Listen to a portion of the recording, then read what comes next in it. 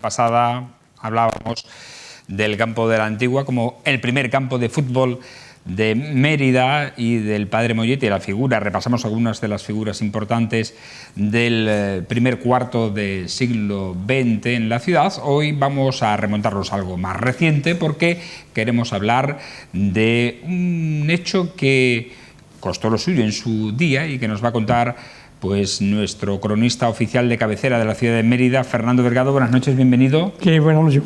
Y Antonio Vélez, es alcalde de Mérida. Buenas noches. Buenas noches. ¿Cómo estás? Bienvenido de nuevo, porque son protagonistas de aquella historia. Y es que hablamos de, como ven en esa fotografía, la carretera pasaba por la cabecera del hipódromo o circo romano.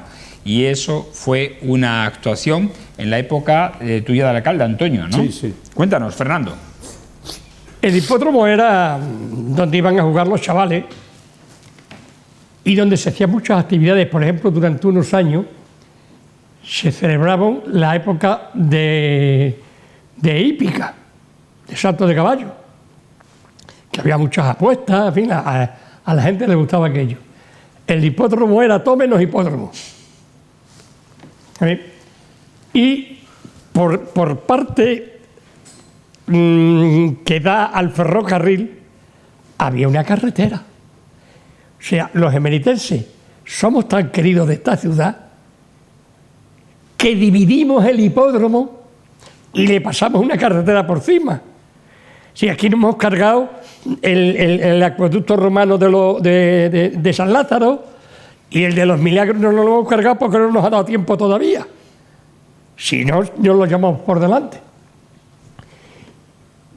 Y allí iban los chavales a jugar. Yo sé que tuve algunas polémicas porque en la parte primera del hipódromo se hacían ya porterías, pero que querían hacer incluso vestuario. Vestuario. ¡Qué barbaridad! Y empecé yo a arrear prensa, radio, y yo era muy pesado para esas cosas. ¿Qué año era? Pues sería... ¿Finales de los 70? ¿Finales de los? 70. Sí, 70, sí. 70 y algo. 73, 74... Yo creo que todavía vivía en General. Y yo arreaba para que no se hiciera esa barbaridad. Bueno, pasan unos años y nos llega Antonio Vélez de alcalde. Y una de las primeras cosas que hizo fue intentar por todos los medios quitar esa carretera y desviarla. ¿Dónde está ahora? Pues, la estamos viendo ahí, que atraviesa toda la esquina de la cabecera del hipódromo. Que era una auténtica barbaridad. Y entonces el hipódromo fue hipódromo con todas las circunstancias y con todo en sede, gracias a Antonio Vélez. ¿Cómo fue esa gestión, Que por Antonio? cierto, cuando hablábamos antes del padre Mollet, de Gloria o de Santiago Temprano, que nació toda, o Antonio Vélez no tiene tampoco calle. Yo no quiero vida ni política ni biológica. Mira, escúchame. Fernando Delgado, efectivamente, cuando él estaba dando la matraca, dicho en términos positivos, era en el tardo franquismo, en los 70, al principio de los 70. Él hacía un artículo, un fijo en el Hoy, que se llamaba A Catalejo Abierto. Sí. Con perilla. Un Fernando con perilla, muy clásico, muy a catalejo abierto. Muy a lo Álvaro Pombo. Y él repartía leña a punta pala. Y efectivamente, ahí tiene razón, en el hipódromo, vuelvo al hilo que él ha comentado en otros programas, gente les puso el tenis porque personas como las Martínez, gente ilustrada, más moderna, más jugaban al tenis. Quizás contagiada por la moda de las tenistas en aquellos momentos. Lili Álvarez, una española que jugaba la final de Wimbledon, entonces jugaban y le pusieron el tenis. Luego jugamos nosotros al fútbol allí sistemáticamente. Y efectivamente aquello era un problema porque la cabecera del circo estaba cortada por la vieja carretera de Madrid pasaba por aquellas alamedas, iba a lo que luego fueron las Sindicales, pasaba por el lateral del campo de fútbol que se hizo en su momento y el Pozo de la Comunidad, iba por donde hoy están las lomas y salía por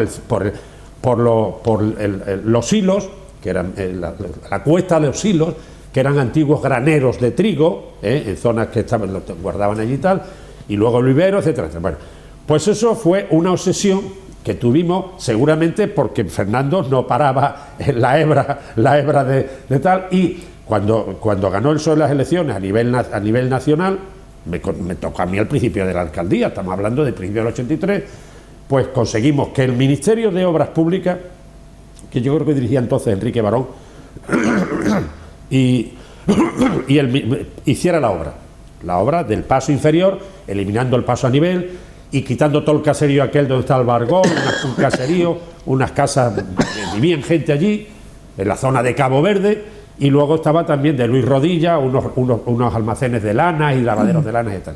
Y eso se expropió, eso para la expropiación la pagó el Ministerio de Cultura, porque nosotros no teníamos un duro. Y en aquella época, Antonio, ya estaba desarrollada la antigua, o sea, no como ahora, evidentemente, pero ya estaba desarrollándose toda la zona. Estaban las sindicales, porque vemos ahí viviendas, estaban las sindicales, el edificio Roma, había una serie, ya había desarrollado. Claro. Allí había estado un cine mágico, clásico de verano, que era el cine Albarreca, que era de los 10, de los 10.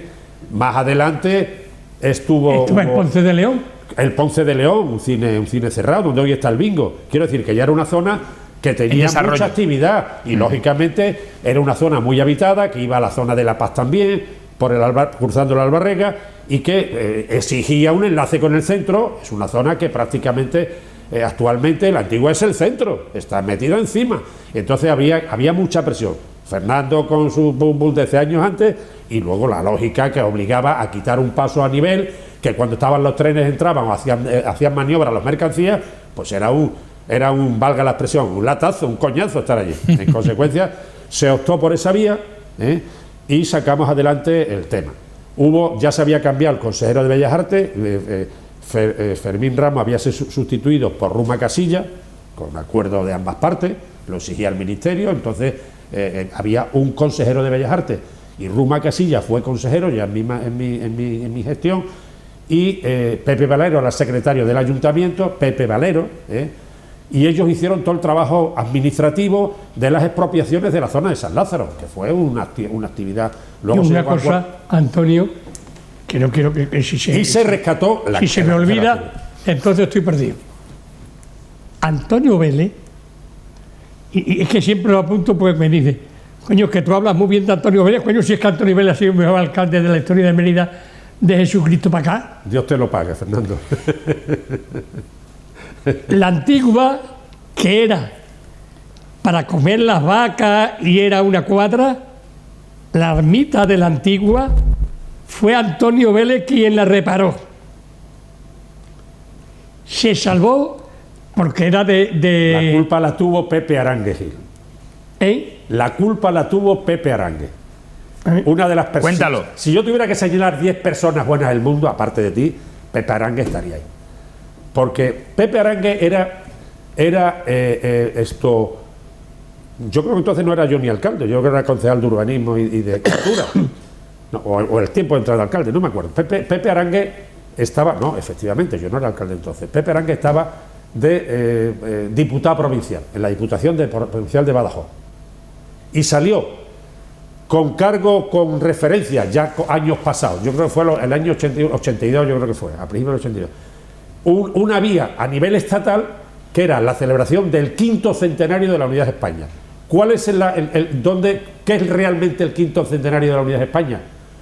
La asunción en el trono de Castilla, después de la pugna de Isabel I, la católica, con su sobrina, la hija de Enrique IV,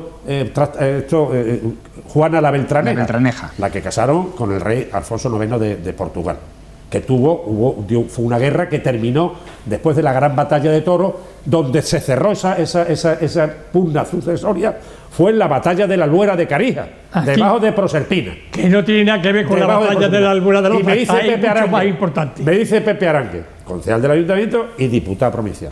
O sea, fue antes del 83, no sé si iba a entrar yo a la alcaldía o estaba a punto. Y me dice, Antonio, hay una historia que tenemos que resolver rápidamente. El lunes en un pleno de la Diputación, esto era un viernes. Ha salido un tema del quinto centenario de España y hay que presentar algo. ¿Se te ocurre a ti algo? Digo, hombre, y yo, déjame, estábamos allí en el bar aquí de la calle Antigua José Antonio, que luego ya la rebautizamos como Cervantes, de las chicas aquellas que había, donde se juntaba toda la tropa, que yo era una tropa, mi tío Luis, y digo, vamos a pensarlo, y digo, muy sencillo, la batalla de la Buena, de Caría, fue en Mérida, vamos a plantearlo por esa vía.